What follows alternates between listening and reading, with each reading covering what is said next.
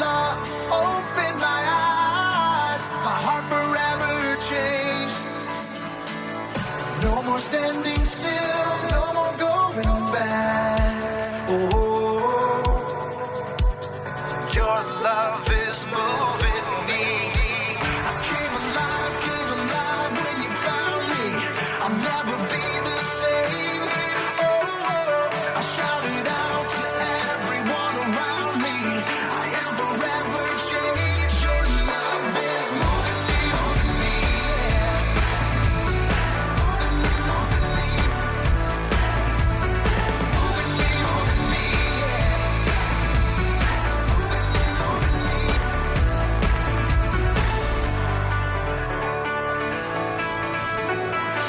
Your hand reached out to me.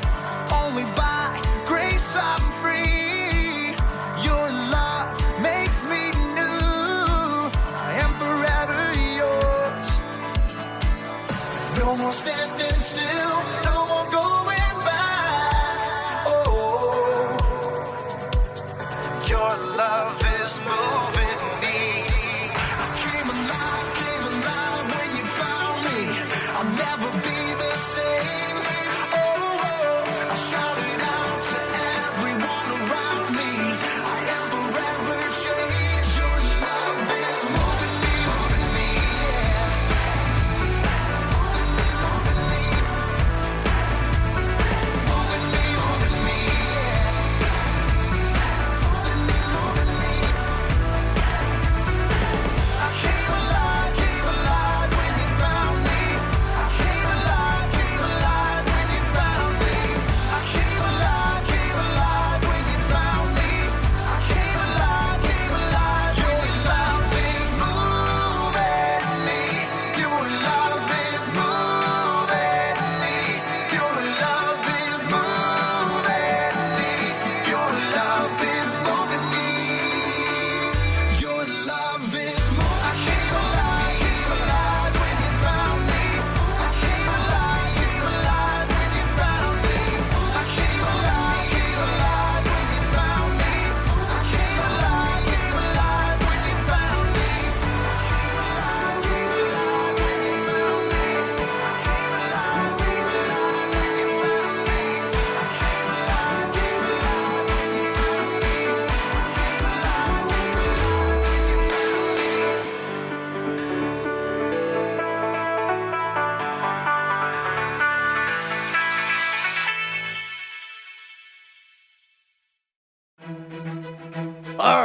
Ahoy, matey! Welcome to Story Lab. This week we're talking about faith while we take a look at the story of an epic journey by sea. Land ho! Land ho!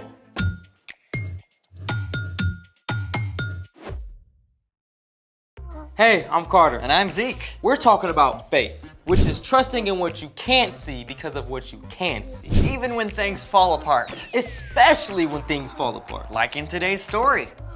Are we spoiling the story? Well, there's a giant shipwreck. Yep, we're spoiling the story. It's pretty crazy. Waves bashing everywhere, timbers cracking up and snapping apart. We got it. I just think it's an awesome excuse to create our own explosion. Sounds dangerous. Not when we use these.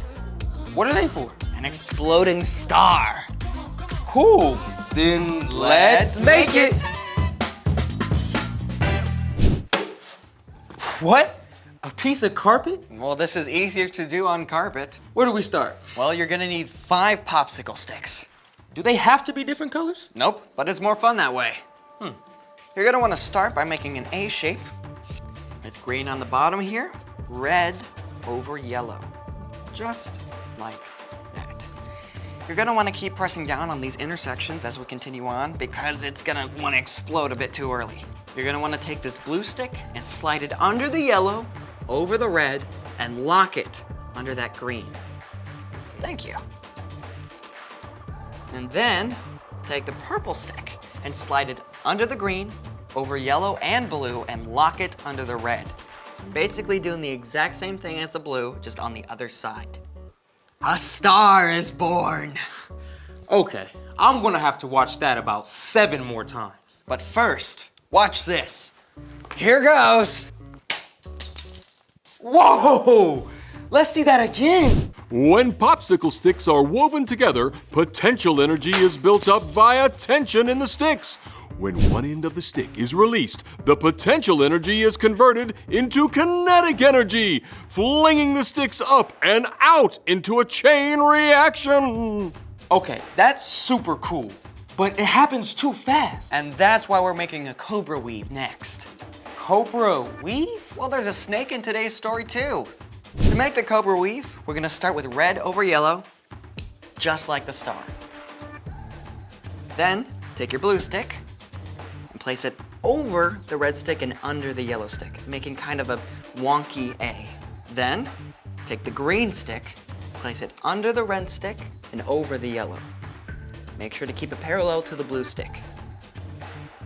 From here, take the purple and place it under the blue and over the green. Take the orange and place it under the yellow and over purple. Perfect. And from here, you'll repeat the pattern until you've got a length that you're satisfied with.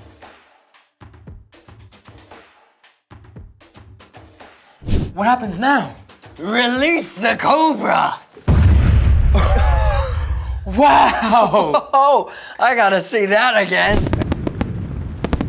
So much wreckage! Speaking of which, it's time for...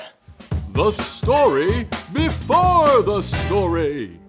Today, we're in the book of Acts, which tells the story of the early church. But before Acts, way back in the very beginning, out of a deep, deep love, God made an amazing world. But when people turned away from God, the world was broken.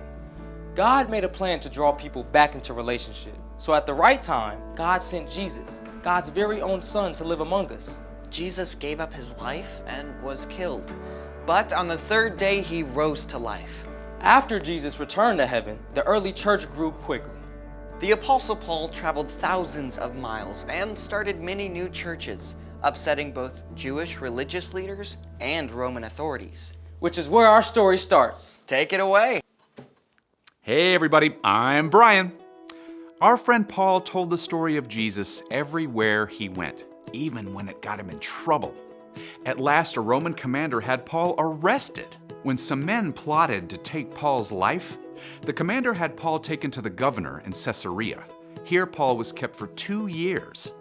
Finally, when unfair accusations were made about him before a new governor, Paul demanded, I appeal to Caesar.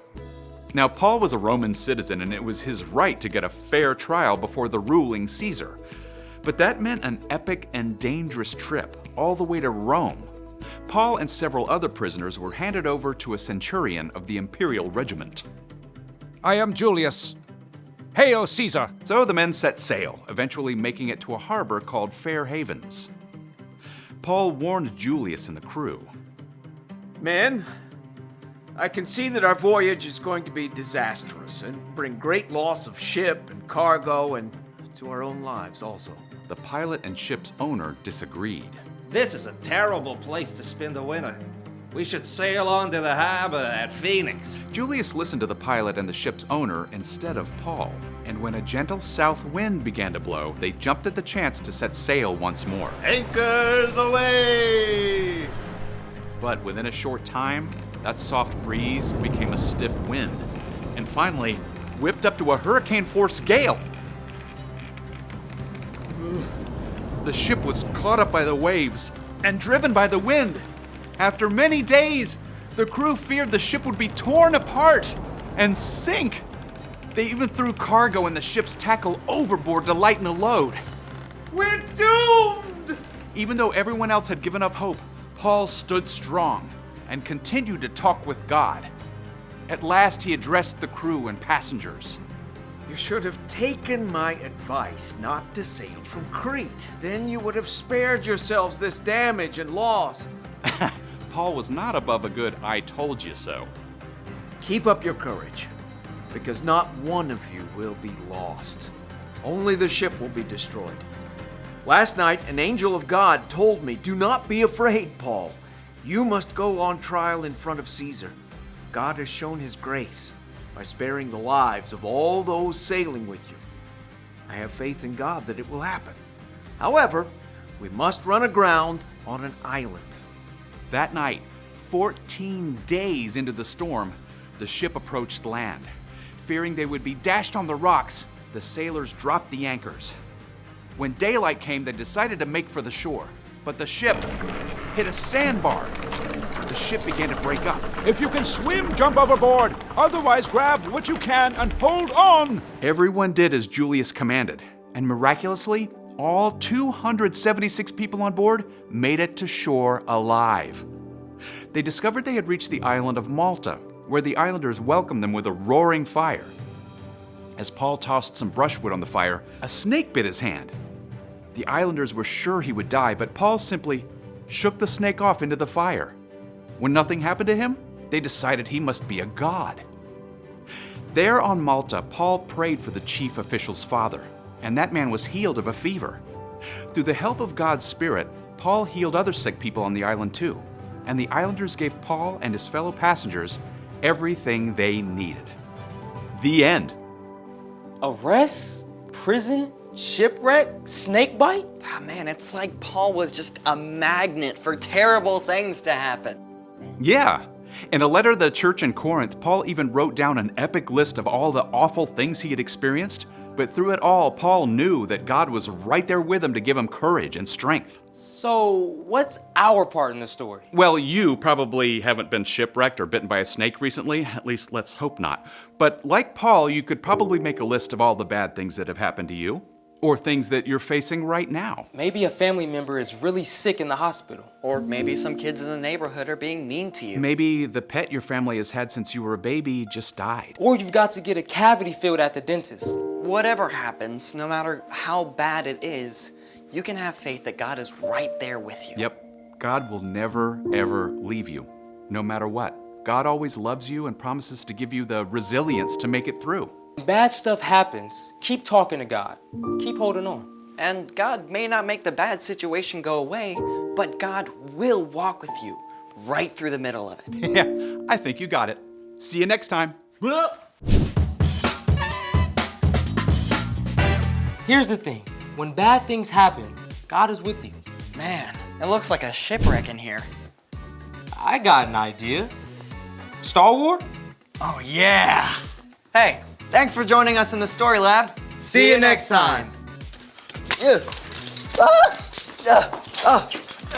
Back here, Zeke.